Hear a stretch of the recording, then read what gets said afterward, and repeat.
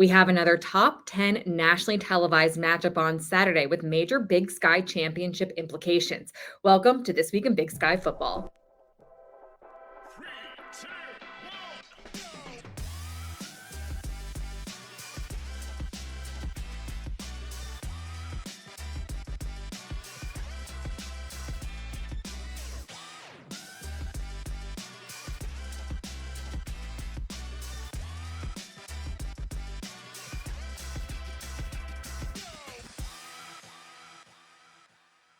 Hello and welcome to This Week in Big Sky Football. I'm your host, Megan Robinson. For the first time since 2018, UC Davis will be playing on the road at Montana. The only current Aggie to have ever played at Washington Grizzlies Stadium is David Meyer in 2022 when he was with Cal Poly. Will the Aggies be able to overcome that hostile environment and extend their win streak to 9? Or will the Grizz hand them their first conference loss of the season? A lot to discuss in this top 10 matchup. And with that, I'd like to bring in Montana wide receiver Kellen White. Standing 7th in the FCS national polls. How would you describe this season so far? It's going pretty good. We had some early struggles, some early trials and tribulations that we had to work ourselves through, but I think it really helped us, define ourselves as a team and define our identity. And yeah, it's our season going really well. Kellen, what do you think your team has learned from those early struggles that you guys all experienced? We've learned a lot. I think we've learned a lot of perseverance. We've got a lot of fight in our team. Just that the game's never over till it's over, and just to fight all the way to the end, and not worry about the scoreboard, just play football. Your offense has been using two quarterbacks, Fife and Ayat, this season. How would you describe your connection with both of your QBs? I think I have a pretty good connection with both of them. I trust both of them fully, and I feel like they trust me with the ball. And they both have been playing really well, throwing good balls, making good decisions, taking care of the football. So yeah, they've done a good job. Your offense is averaging about 224 rushing yards and 232 passing yards a game. Very balanced attack. How does having a balanced attack like that make game planning difficult for opposing defenses? We got good running backs in the backfield, a really good offensive line up front. So it all starts up there with the run game, and then Nick and Eli breaking those big runs. It opens some stuff up in the pass game. So it's pretty hard it's pretty hard game plan for, because you got to kind of defend both. So yeah, it's pretty good. You also have a very strong return game with Junior Bergen. What was it like watching him return that punt for his 6th return of his career last week? Oh, it was awesome. We were all standing at the sideline like, oh, there's a record. There it is. And he's electric with the ball in his hands. Every time he's on the field, you want to watch him. So yeah, we're definitely all eyes on the field when he's out there for the return. This week, you guys host UC Davis for a top 10 nationally televised matchup. They do lead the Big Sky in interceptions. What challenge does their defense present an offense like yours? Yeah, they have a pretty strong defense. They do a lot of different stuff, some different looks that we're going to get. So it's all about really preparing this week, getting in the film room, studying, and just getting prepared for the game. They also have Lan Larison. Now, I know you're an offensive player. He's also an offensive player. But how can you as an offensive player help prepare your defense for a guy like Larison who can run, who can catch, who also makes plays on special teams? Yeah, whenever we go against our defense, just got to do the best we can to help those guys prepare, because Lan likes to jump over everybody. So I don't know if we can really emulate that. But just pretty much go against our defense, do the best we can, and help them prepare. And they do the same for us every week. So it's just that. This game will be nationally televised on ESPN2. What does exposure on the national level do for the Big Sky Conference as a whole? I think it's good. I think it's good to show, like, it'll be. I think it'll be the Olding game on that night, and it's just good to show that to expose Big Sky football, and just show that we can play football. We got ballers and stuff. So yeah, it's good. After the break, UC Davis quarterback Miles Hastings joins the show.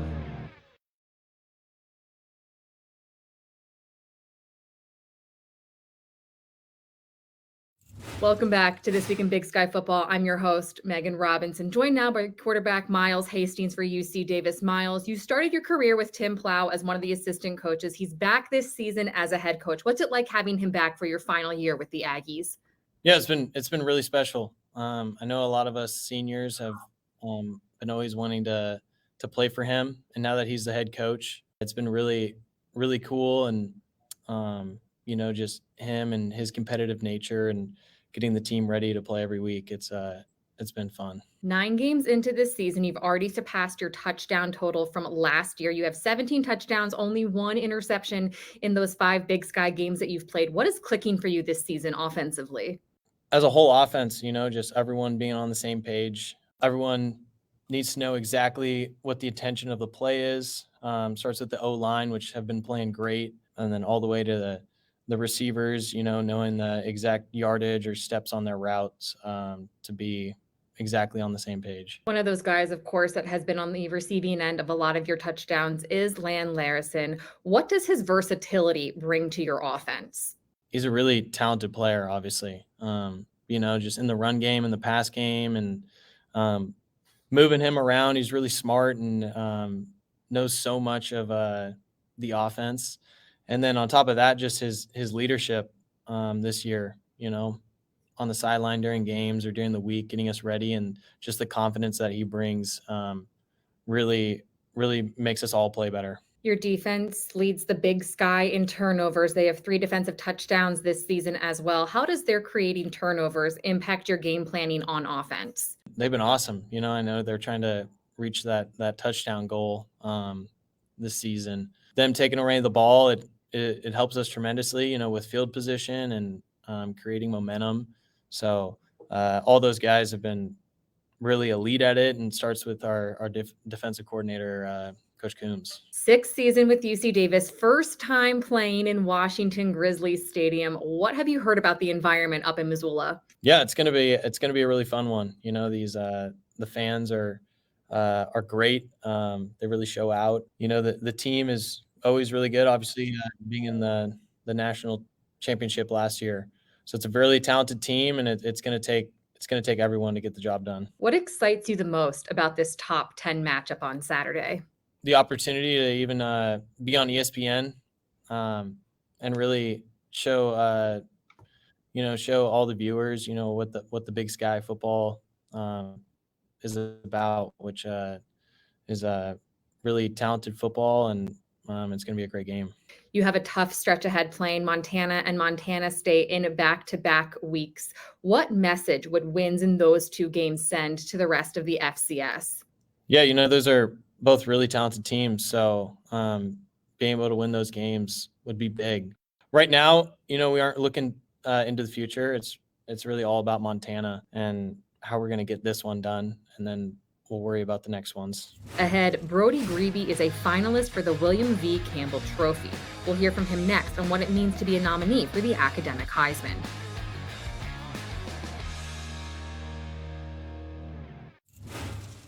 Welcome back to This Week in Big Sky Football. I'm Megan Robinson, joined by Campbell Trophy finalist Brody Greby. Brody, you are the second Montana State player in 4 seasons to be a finalist for this Academic Heisman. What does this honor mean to you? It's a huge honor to look at the guys that are finalists as well.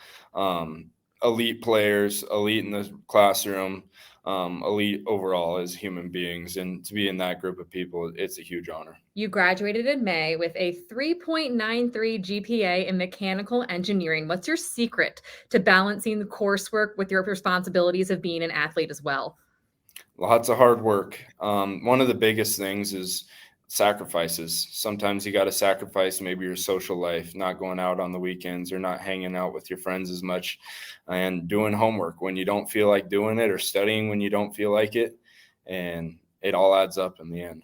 Hopefully your football career goes on a long, long time after your days at Montana State. But whenever that comes to an end, what do you hope to do with your degree? I hope to go back to school, possibly. Either that's one of my goals. There's a program at MSU that's a 1-year MBA type deal that has a lot of entrepreneurship type things in it. And also I want to go back to the family ranch. I started a thing in my capstone program this last semester where it's algae for biofuel. It's something that I could grow and I could use to create biofuel. And then the algae that I use, I can feed back to my cattle. So that's something that I've always looked into. It's something I want to be a business owner. I'm just looking forward to the future, and hopefully I can do something with that. What are the benefits of feeding your cattle this algae that you could produce? Yeah, so what you do is you take out the lipids out of the algae. So that you're left with a lot of protein. And you can feed it to cattle as a good protein source. It's something that you can give extra to them, that you supplement with them, and it can lead to better health for your cattle. What made you want to get into mechanical engineering? I just had a love for innovation as a kid growing up, working with my dad, stuff like that, going around trying to figure out ways to make things better on the ranch. And I always had a love for trying to figure out things and make sense of things. And I think mechanical engineering just kind of fit into what I was looking for. Bringing it back to football, the Bobcats are 9-0 for the second time in school history. How do you guys keep this going this final stretch of the regular season? You've heard a lot from our guys, just going 1-0 every single day. That's all it's about. That's what we're focused on, trying to get better each practice, looking forward to the next day. How am I going to wake up and make this day better and get better that day? And that leads to victories and going 1-0 on Saturdays. So we're looking forward to keep doing that and take it as far as we can. 9-0, number 2 in the FCS, a Campbell Trophy finalist. What has this season meant to you so far?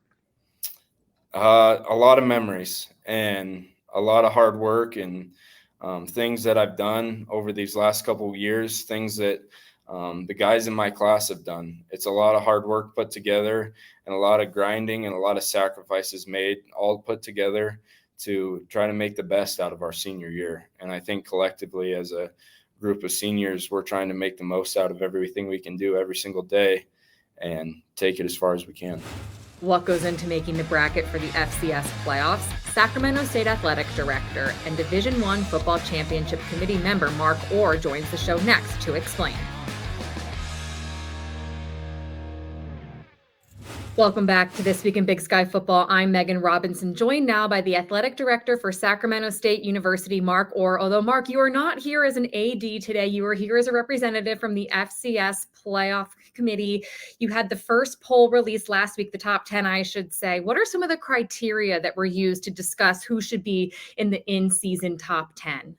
Yeah, I think a couple things. I think first, the Big Sky Conference is one of the strongest football conferences in the FCS. So certainly the quality of competition is a criteria, and the strength of schedule is something that we look at very, very closely in analyzing all the different metrics that are out there to determine the top 10 as we revealed last week. Very, very close, very competitive. A lot of terrific teams across the country and certainly within the Big Sky Conference. What is the protocol for the committee when members are discussing their partner schools within their own conference? Yeah, I think a couple things. I think there's a difference between if you're discussing your own school. Unfortunately for Sac State this year, we're not having as good a season. But if we were, I would be recused from that conversation discussing my own school. Within our conference, I think I'm helpful. I've seen the Big Sky teams play. I've seen them in person. And I think that adds to the discussion for the committee to have an athletic director from a conference that has seen the teams play and more familiar with the strengths and weaknesses of those programs. The Big Sky having 4 teams in the initial top 10 and a strong conference top to bottom. I think my voice and my input is very well respected within the committee room. One of the changes this year to the playoffs is that the top 16 teams will be seeded. Why is this important to the overall playoff picture? I think it's really important. This is my first year to the committee, so I wasn't part of the initial discussion to seed the top 16, but I think it adds integrity to the 2014 bracket. It lessens the regionality of the field, so you get a truer seeding and ranking. I think the most deserving teams get an advantage, obviously being a seeded team versus being an unseeded team. So being able to seed the top 16, I think rewards the student athletes and the teams that deserve it. How many more times will the committee meet before the official selection Sunday? We're going to be meeting several times. We meet multiple times during the week. Obviously we'll have the in-person meetings on the Friday and Saturday prior to the selections being announced. There are several Zoom calls and virtual calls throughout the weeks leading up to it. And it's an exciting time. I'm certainly privileged to be a part of it. It's a lot of work ahead, but it's a very important work. And we understand the commitment it takes from us for all those student athletes out there and coaches out there that are working hard and giving everything they got to be in what I think is one of the best NCAA postseason events in all of college sports. Still to come, voice of the Aggies Scott Marsh joins the show with his game picks.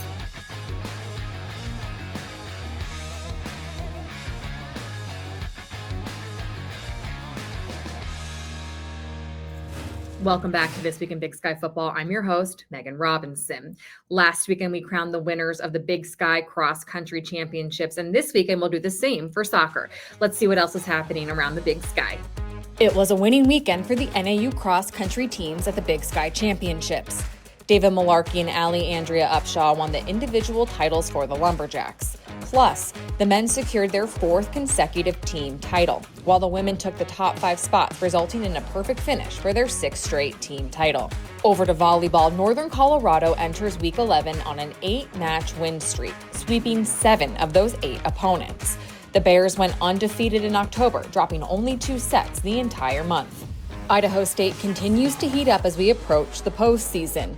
The Bengals beat both Montana and Montana State to extend their win streak to 5. Jamie Strite had 15 kills in their victory over the Grizz and is approaching 1,000 for her career. Basketball returned this week, and Sophie Glancy is proving why she was voted Big Sky preseason MVP. She hit the game winner as time expired to beat New Mexico 80-78. Finally, the Big Sky Soccer Championship presented by Blue Cross Blue Shield of Montana is underway at Montana's South Campus Stadium. The Grizzlies entered the tournament as the #1 seed after winning the regular season title. The championship match is set for a 1 p.m. Mountain Time start on Sunday and will be streamed on ESPN+. That's what happened this week around the Big Sky. With me now is Scott Marsh, voice of the UC Davis Aggies. Scott, you've been calling UC Davis games for quite some time, over 30 years off and on. When you look back at all the UC Davis teams you've covered compared to this one, what makes this 2024 squad stand out? This team is very reminiscent of the team that was played in 2018. That was a team that won a co-championship in the Big Sky with Eastern Washington. It made the playoffs, went to the quarterfinals. Miles Hastings having an All-American season. And, of course, Land Larison might very well end up being the Walter Payton Award winner this year, Megan. Looking at the top 10, of course, we have this top 10 matchup this weekend. UC Davis heading to Missoula to face the Montana Grizz. What or who do you think will be the X factors for winning this game on either side of the ball? Oh, that's a great question. You know, the UC Davis defense doesn't get as much attention as the offense because of what Hastings and Larison is doing. But I really think the D line for Davis has been a real strength all season long. And can they hold the running game of the Grizz? You know, the Grizz have so many great backs, you know, with Gilman and Osmo. Can they stop the run and force Montana into 3rd and long situations? That's something I'm really looking to see in this game. And of course, you got to find a way to tackle Junior Bergen. I will get to your game pick for that game at the end, but let's go to one of our other games matchups this weekend. Sacramento State versus Montana State. The Bobcats are 9-0 for the second time in school history. Will they remain undefeated after this matchup on Saturday? It's hard to say the Bobcats won't. I mean, they might be the best team in all of FCS right now. They seem to be the most dominant. They'll be at home. Sacramento State's having an off season, and I'm not going to pick against the Bobcats, Megan. You mentioned Idaho having a great season. They head to Portland State. Now, Portland State has the reigning offensive player of the week in Dante Sachere. Do you think the Vandals will be able to slow down Sachere and secure this win? I don't know if anybody can slow down Sachere. He's an incredible quarterback. UC Davis barely won on the road there. We saw firsthand what he can do. But I kind of like Portland State in an upset this week, Megan. Our game of the week, of course, is that nationally televised top 10 matchup. UC Davis heading to Montana. Who do you like in this one? Well, you know I'm not going against my Aggies, Megan. There's no chance of that. But it's not only that, but it's ESPN. It's under the lights. 8:15 kick in Missoula. Are you kidding me? We're all going to be freezing. You know what's off. But it's going to be just a national moment. And for Land Larison to get the stage like this is really a Walter Payton moment for him. So I really think UC Davis is peaking right now. Montana's playing well also. But I think the Aggies have a slight edge going into this game. I'm going to going to go UC Davis in this one. Well, Scott, I will check back with you on Saturday and see how you do. I can't wait to see you in Missoula. I will be there. You will be there. It's going to be a great game for all of those in attendance. Megan, I can't wait to see you as well. Thank you for having me on the show. I love this broadcast, and I love the Big Sky. This nationally televised top 10 matchup is every Big Sky fan's dream, and I cannot wait to get to Washington Grizzlies Stadium on Saturday. Thanks so much for joining me for another episode of This Week in Big Sky Football. I'm your host, Megan Robinson. I will see you all next week.